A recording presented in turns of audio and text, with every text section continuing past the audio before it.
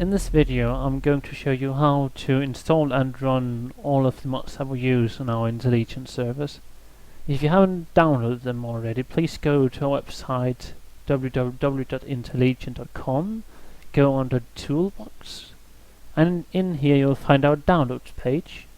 Then begin the download of the base mods as well as the extension mods. Now note that the extension mods is a whopping 8 GB of data, so you need to set aside some time to do this download.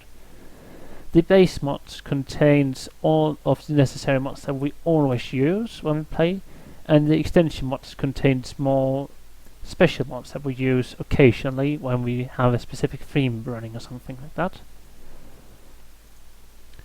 Now, like the good TV cook that I am, I've obviously already prepared the download of both the base mod as well as the extension mod pack. So I'm going to navigate to my downloads, and in here we'll find 2 zip files and a folder. You can ignore the folder for now and just focus on the 2 zip files. These are the 2 downloaded files I've got from the website.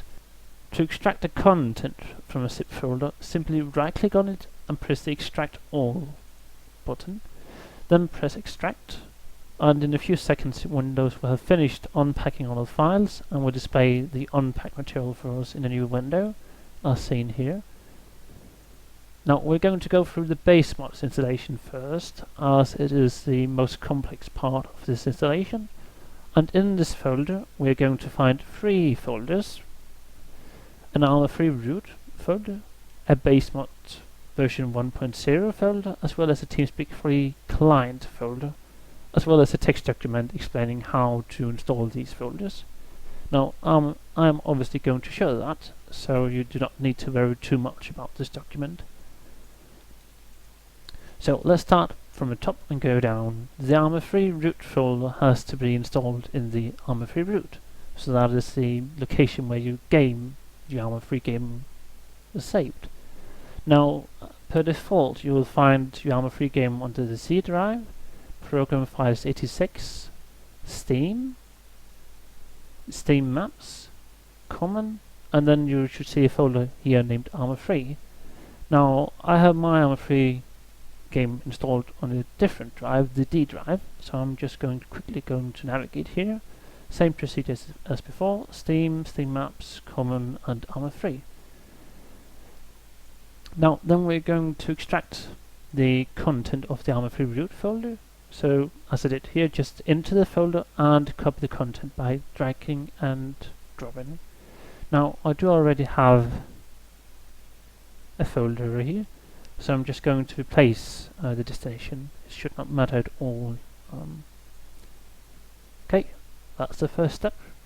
Then we're going to do the next step, which is going to be installing the TeamSpeak 3 client plugins.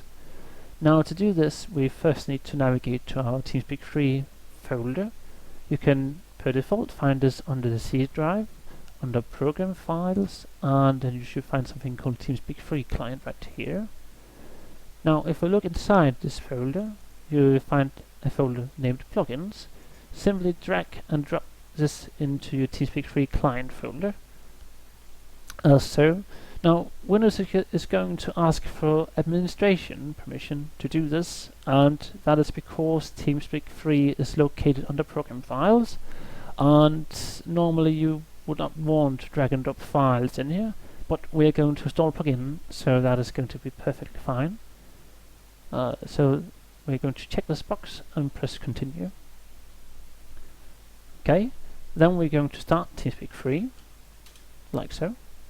Connected. Then we're going to go under Settings, press the Plugin button, and in here we'll find the Task Force Arma 3 Radio plugin.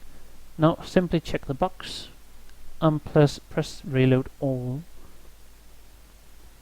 Now you can see that in here in the description, Task Force Radio has been enabled.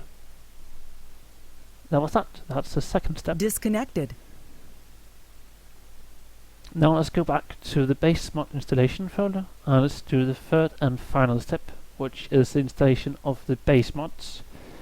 Now this might be more familiar to you because this folder contains all of the normal mods that we usually install. We do recommend making a dedicated Interlegion Mods folder for all of the mods that we use when we play, and this is simply just to make your life easier in future. So in my case, I want to make a new folder on my D drive because, as it tends to be, these mods might take up like 10 or 15 gigabytes sometimes. So I'm going to right click, press a new, and make a new folder called IL for Interlegion Mods folder. Now I'm simply going to drag and drop the entire folder called Base Mods 1.0 inside this Interlegion Mods folder, and I'm going to explain why I do that in just a few seconds. For now, let's just accept that I now have the base mod folder inside my Interlegion Mods folder. Then I'm going to go back here and I'm going to drag and drop the extraction I made from the extension mods inside the same folder, so in here. And this is going to take some more time because we have about 9 gigabytes of data in the extension mods right now.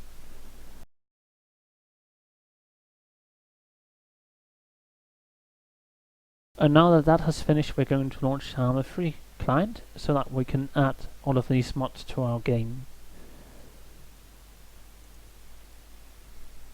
Like so. And then we're going to go under mods, and then we're going to press the more button, and then we're going to add a watch folder. Now the idea behind the watch folder, or watch folder as they call it, is that the launcher will automatically detect mods in these folders and include them on the mods page. So that is pretty smart, because once we start changing things in here, Armor is going to detect it automatically and we won't have to include mods ever again, hopefully. So let's add a custom folder by pressing this button, and then we're going to add the Interlegion Mods folder, like so, as we can see here. And then we're going to press the mods button, and voila, all the mods included. Now before you go ahead and press that big orange play button, please press the load all button first. There we go. And now we should actually be set.